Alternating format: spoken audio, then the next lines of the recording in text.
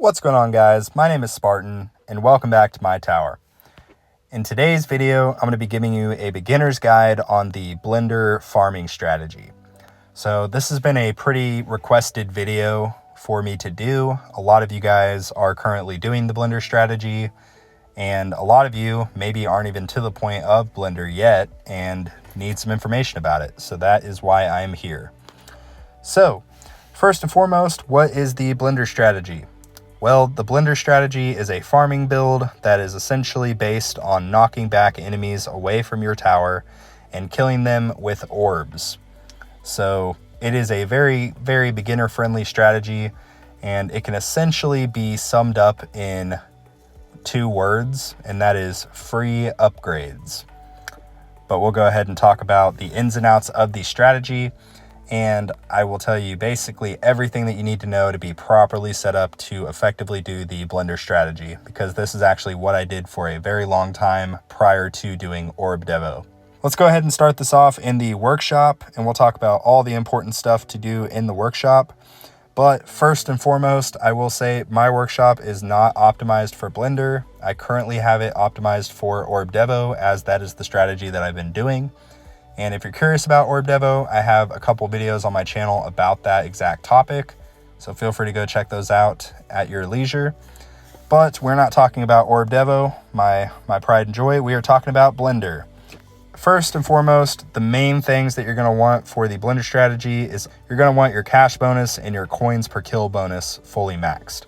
Coins per kill so that you have more coins coming in every time you kill the enemies. That allows you to upgrade your workshop and your labs quicker. And your cash bonus, you really want that maxed because during the run, basically the enemies will drop more cash, therefore allowing you to upgrade more, therefore pushing you further and further in the waves. That's probably the first 2 things that I'd recommend getting.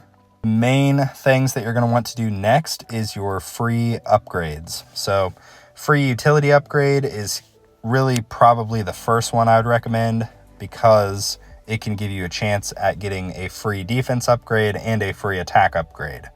So I would upgrade these in the following basically order.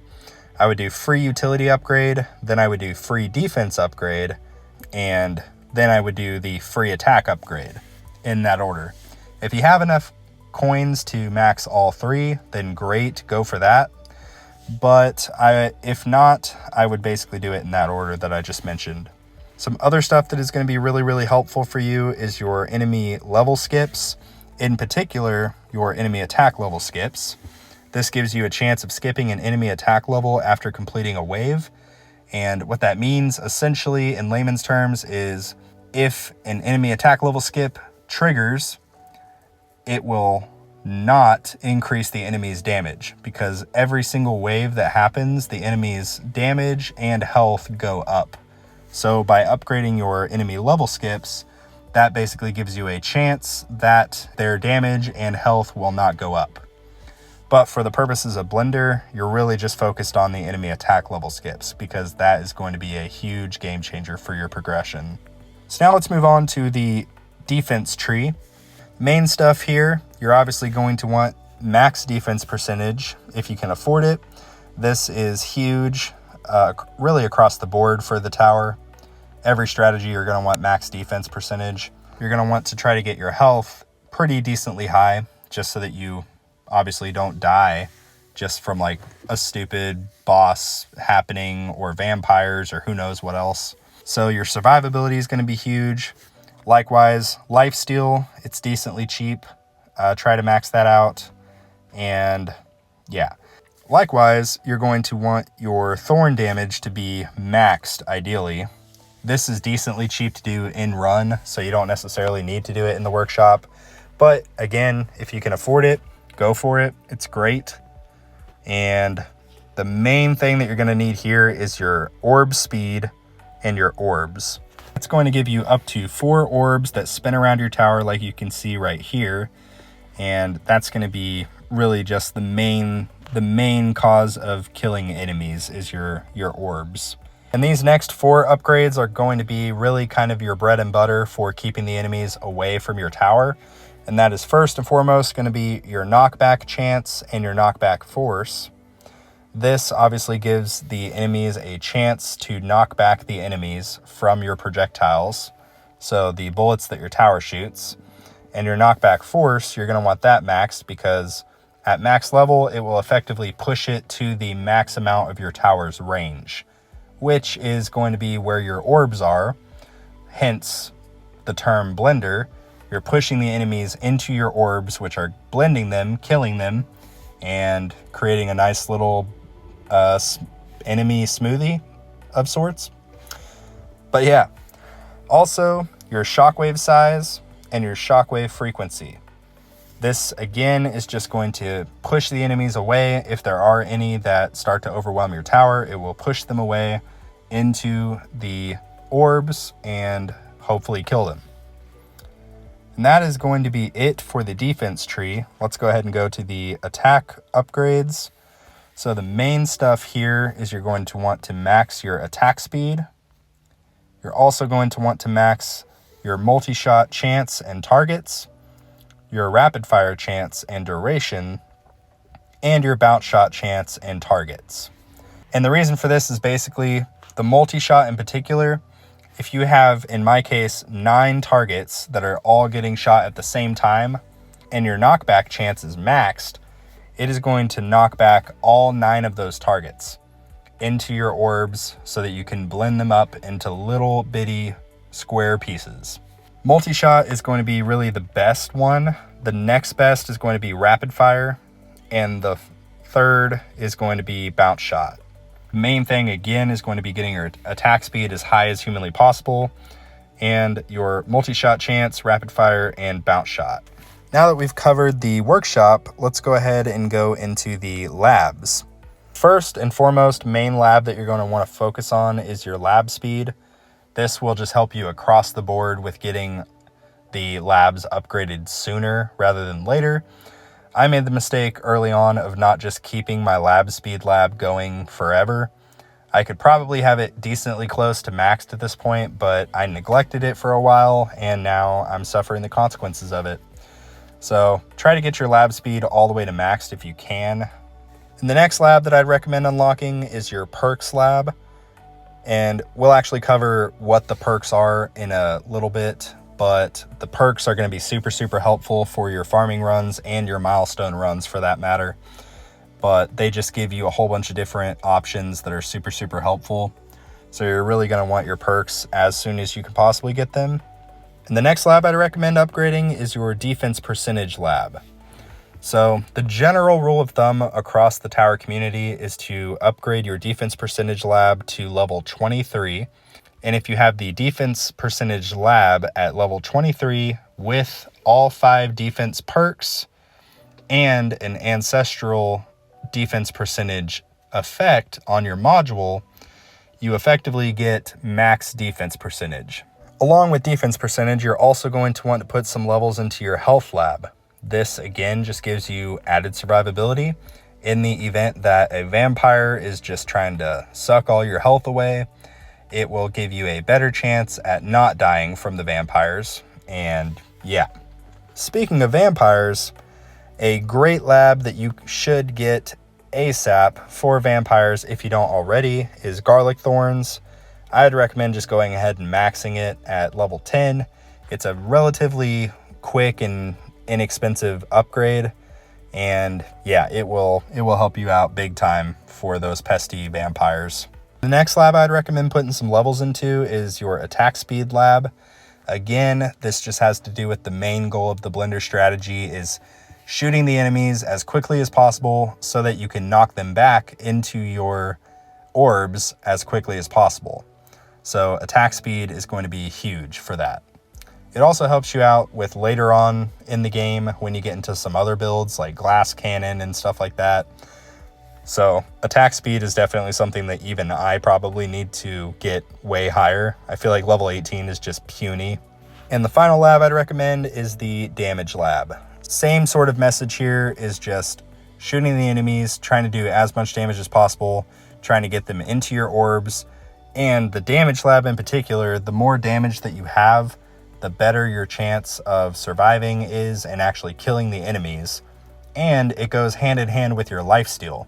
When the enemies start actually breaking through your package health and getting into your actual tower health, having some added damage with max lifesteal will basically help you survive an extra 50, 100 waves or so. And that's actually going to cover labs. Let's go ahead and talk about the cards that I would recommend for the blender strategy. I'm going to briefly just scroll through my setup here so you can kind of see what I'm rolling with when I do farm with blender. I have 12 card slots, which you may not be at this point. And if you're not, that's totally cool. I'm going to help you out and tell you what you need to get. So first and foremost, as this is a farming build and that's how we're going to be using it, the first main stuff that you're going to want is your econ related stuff. So you're going to want your coins, your critical coins, and your cash. Again, the coins obviously for giving you more coins so that you can upgrade your workshop and labs, and the cash so that you can have more cash during the run to actually make those in-run upgrades and hopefully survive longer. Another great card that also gives you a cash bonus is the enemy balance card. I would recommend this on any farming setup because it just basically gives you more enemies, which on paper sounds bad, but the way that the game works, enemies have a percentage chance of dropping coins. So like basic enemies have a % chance that they will drop coins. Fast and ranged always drop coins, as well as tanks. So having more enemies spawn will give you a better chance at getting those tank and enemies that automatically drop coins, hence giving you more coins. Also, it gives you at max level, 1.9 times multiplier on your cash earned per kill. So that again just gives you more cash to kind of work with so that you can upgrade your stuff in run. Some other cards that are going to be great for blender is going to be some survivability stuff. So you will want some health. You will want your extra defense card. The last card that is going to be great for blender is your attack speed card. Again, that just basically has to do with more attack speed, the better. I don't really know how else to say it, but attack speed is the name of the game with the blender strategy. Some kind of quality of life cards that you can use that is helpful if you basically have the card slots to do it. The wave accelerator card is great. It just reduces the cooldown in between waves, therefore making your runs go faster. The wave skip card is also great. It gives you at max level a 19% chance of skipping a wave while still retaining the cash and coins that you would have gotten during that wave with a little bit extra. So you really can't go wrong with the wave skip card. Recovery package chance is great, especially if you're using the Galaxy compressor module, as I currently am. And I personally really like the intro sprint card. It just gets those first 100 waves out of the way where nothing's really happening. And I don't know, it's more of a quality of life thing for me at this point. I really like it, but it's by no means like something, yes, you should use this card. Oh, and one card that's super, super important that I forgot to even mention was the free upgrades card. Yeah, you're definitely going to want that if you're doing the blender strategy. Because again, summed up in 2 words, free upgrades. So yeah, that's going to wrap it up for cards. Let's go ahead and talk about modules. So modules is really going to come down to what you actually have. But here's the stuff that I kind of would recommend. The first and foremost is going to be Astral Deliverance.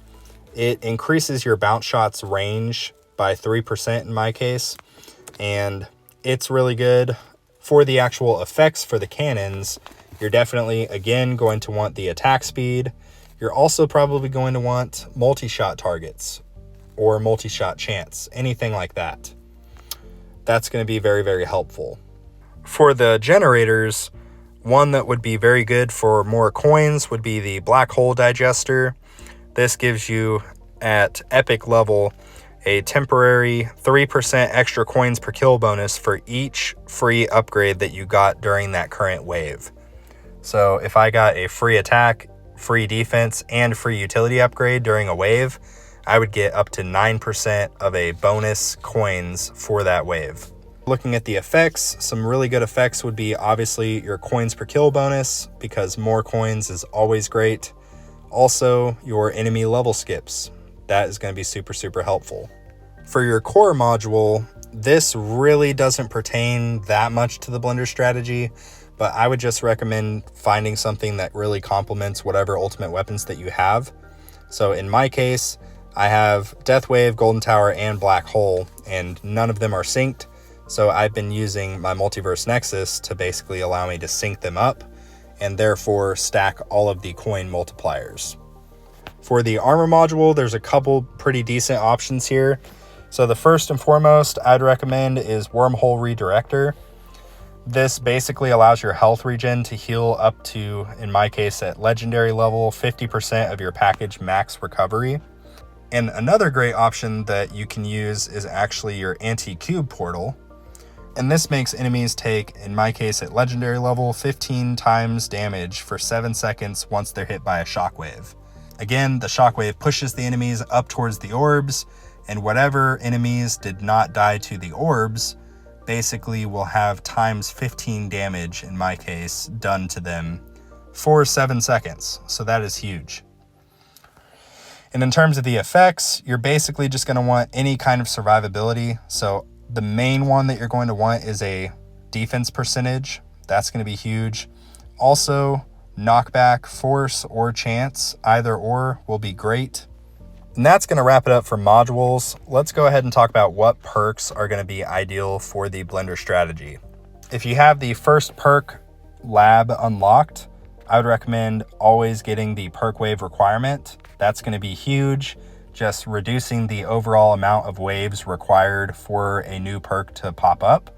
Always click on that if you have it as an option, even if you have something that's a little better, because it can be very annoying when you get to wave like 1500 or 2000 and you still only have one or none of these. And yeah, it's going to be a lifesaver for you. In terms of what standard perks I'd recommend getting for Blender, obviously your econ related stuff, so your coin bonuses and your cash bonuses, that's going to be really huge. I personally really like the increased max game speed, just for the sake of getting my runs done quicker. Some survivability, that's great. The defense percentage, trying to get all 5 of those is going to be huge. And max health, that's going to be really helpful. And last but not least, for standard perks, your free upgrade chance. You can get up to 5 of those, so that's going to be really huge. In terms of trade-off perks, what I would recommend getting is the damage trade-off, the 50-50 damage trade-off. So it makes the enemy's damage minus 55%, but it also does reduce my tower damage. That's why it's a trade-off. You win some, you lose some. But yeah, again, the main thing with the blender strategy, you're not killing the enemies with your projectile damage. Rather, you're just pushing them into the orbs. So that's the first and main trade-off perk that I'd recommend getting. Perks that you don't want to get, you really don't want to get the lifesteal knockback force trade-off.